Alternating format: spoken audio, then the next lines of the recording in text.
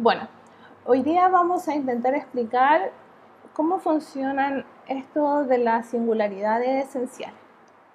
Hemos visto en un video anterior en el cual podemos decir que cuando tenemos una singularidad esencial, entonces en cualquier vecindad de esta función, entonces nosotros vamos a tener nuestra función compleja, nosotros vamos a tener un punto A, y lo que nos dice el teorema de Casolati y Ballestras es que si yo me tomo una vecindad de este punto A, entonces una vecindad de este punto A, cualquier vecindad, o sea, ese delta puede ser cualquiera, entonces cuando yo estudie la imagen de esta vecindad, obviamente en este punto la función no está definida porque tiene una singularidad.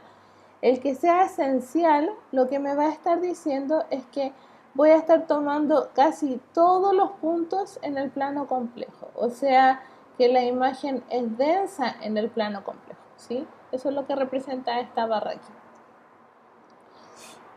Entonces ahora la pregunta natural es, ¿cómo es esta imagen? ¿Sí? ¿Cómo se comporta? Entonces tenemos otro teorema, que es el teorema de Picard, que en realidad nos dice que esta imagen es más que densa, ¿sí? Va a ser casi todo el plano complejo, con excepción de un punto. Entonces, ¿qué significa esto? Entonces, para tratar de entender un poco este teorema, lo que vamos a hacer es recordar un poco qué es lo que pasa con la función, con la función f de z igual a e a la 1 sobre z, ¿sí? Vamos a entender este teorema con este ejemplo, ¿sí? Entonces, primero nos damos cuenta que esta función tiene sentido para todo z en el plano complejo, con excepción del punto 0, ¿sí? En el punto 0 no está definido. Entonces, el 0 es una singularidad. Y ahora la pregunta natural es, ¿qué tipo de singularidad va a ser? ¿Sí? Entonces, ¿qué tipo de singularidad va a ser? Entonces, para darnos cuenta que va a ser una de las singularidades que estoy buscando, que significa que sea esencial, entonces lo que uno tiene que ver es qué es lo que pasa con este límite a medida que el z se acerca a 0, ¿sí? El límite de esta función. Entonces, naturalmente, aquí nos damos cuenta que cuando estamos en el plano complejo, si nosotros nos acercamos o pensamos por un momento que el z es un número real, ¿sí? Y se está acercando a 0 por la derecha, entonces esta expresión que está acá arriba se está yendo a infinito, esto se convierte en la función exponencial, y como en la función exponencial real, a medida que el z se va yendo a infinito positivo, ¿sí? Esta es la función exponencial, este es el recuerdo de 1 a la x.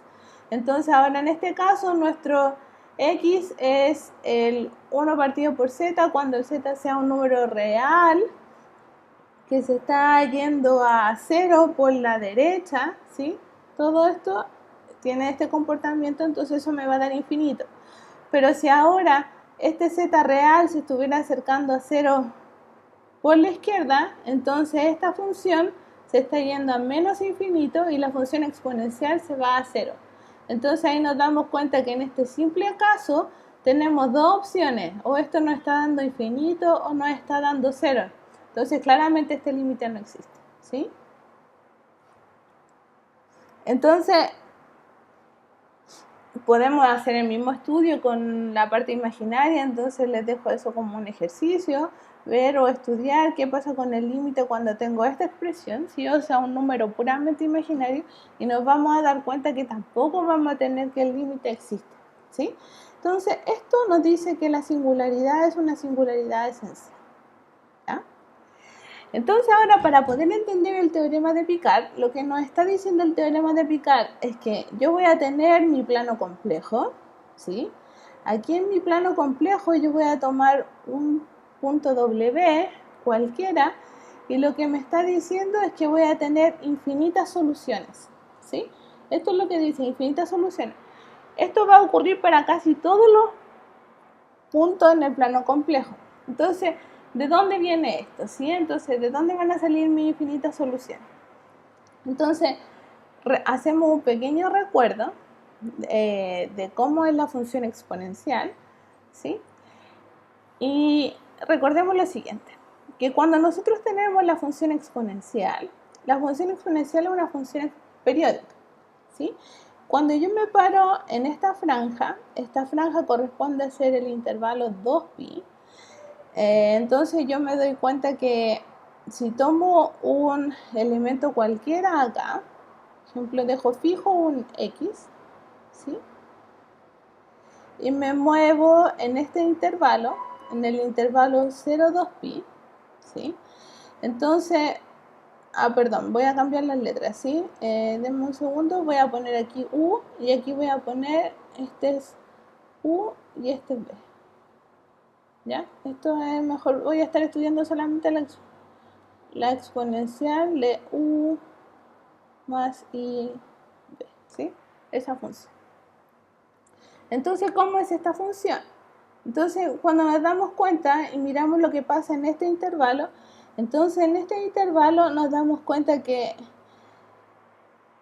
e a la u, si yo tomo aquí un u sub 0 fijo, entonces eso es constante y esto me está representando el número complejo en su parte, en su forma polar, ¿sí? Entonces al representar en su forma polar, el e a la u es mi radio, que es constante, y el i por b se está moviendo. Entonces el b se está moviendo entre 0 y 2pi, entonces ¿eso qué significa? Que voy a estar dando toda una vuelta en la circunferencia. Entonces estoy tomando radio e a la u0 y me voy a estar moviendo a lo largo del eje en torno al 0, ¿sí? Entonces eso es lo que pasa para este trazo, ¿sí? Este trazo se proyecta en esta circunferencia con una longitud de radio e a la u0, ¿sí? ¿Qué es lo que va a pasar si yo me tomo otro radio? Entonces voy a tener otra circunferencia con un radio mucho más pequeño, ¿sí? Porque la función exponencial es una función decreciente, o sea, perdón, creciente, ¿sí? Entonces si me tomo un elemento más pequeño, entonces voy a estar tomando una circunferencia mucho más pequeña, ¿sí? Y voy completando. Entonces, ¿qué pasa a medida que el u0 en el eje real se está yendo a menos infinito? Entonces eso dice que la exponencial se está convergiendo a 0. Entonces el radio está tendiendo a 0. Entonces de alguna manera voy a estar completando, ¿sí? Toda esta expresión que está acá. Entonces, y a medida que hago el u muy grande, entonces estos radios se están haciendo muy lejanos y entonces estoy completando todo el plano complejo. El único elemento que no estoy alcanzando y que se alcanza en el límite corresponde a ser este que está aquí, que es el 0, ¿sí? Por lo tanto, dado un punto W, ¿sí? Siempre voy a tener una preimagen que va a estar por acá. Entonces, ¿cómo es esta preimagen? ¿Sí? Y esto es lo que define la función logaritmo, ¿sí? Pero nosotros sabemos que en variable compleja tenemos distintas ramas para el logaritmo. ¿Por qué? Porque ahora, si yo me paro en esta otra franja, obviamente aquí estoy teniendo la misma situación anterior, ¿sí? Entonces acá voy a estar obteniendo otra posible solución. Y así en cada una de estas franjas de periodo 2pi, ¿sí? Entonces ahí tengo infinitas soluciones para un punto W. Pero, a ver, cuidado. Esta no es la función que estamos estudiando, ¿verdad? La función que estamos estudiando es la función e a la 1 sobre z, ¿sí? Entonces, lo que voy a estar haciendo acá es estudiar la función compuesta. Entonces ahora acá, ¿cómo son las preimágenes de estas expresiones que están aquí? Entonces podemos recordar, también en un video anterior, nosotros estudiamos cómo eran las imágenes de las rectas verticales, ¿sí? Entonces las rectas verticales vimos que iban a ser circunferencias de esta forma, ¿sí? Pueden revisar el video de nuevo. Y en este caso, cuando tenemos rectas horizontales, lo que vamos a estar teniendo es que vamos a tener circunferencias entornos, bueno, que pasan por el 0, ¿sí? Y su radio va a ir creciendo a medida que el número complejo se va haciendo más pequeño, ¿sí? Entonces, si este es 2pi, entonces ahora aquí, cuando yo estudio la preimagen de esta expresión que está acá, eso va a venir del 1 partido por 2pi, ¿sí? Entonces, el 1 partido por 2pi es mucho más pequeño, entonces a medida que esto se va haciendo pequeño, o sea, me voy acercando al 0, esto se va haciendo muy grande, ¿sí? Y así. Bueno, el dibujo no está muy bueno, pero todas estas son circunferencias. Entonces, cada una de estas franjas lo que está haciendo es tener un punto W aquí adentro, ¿sí? Y entonces, cada vez que esté cerca del 0, que es mi singularidad, voy a estar encontrando soluciones para este W, que van a tener como imagen el W, ¿sí? ¿Cuántas? Infinitas.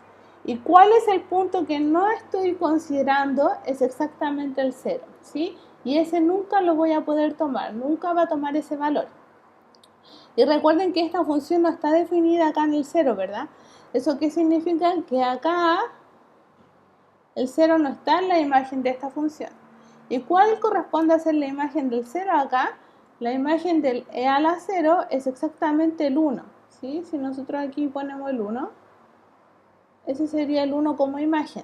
Pero el 1 también se alcanza acá en el 2pi, también en el 4pi, en el menos 2pi y así. Entonces el 1 igual se va a estar alcanzando infinitas veces, ¿sí? Este teorema de Picard, el que se conoce como el gran teorema de Picard, hay otro teorema de Picard que se llama el pequeño teorema de Picard, en el cual también señala qué es lo que pasa con una función que sea entera, ¿sí? También los invito a estudiar un poco más de eso en la literatura. Muchas gracias, hasta luego.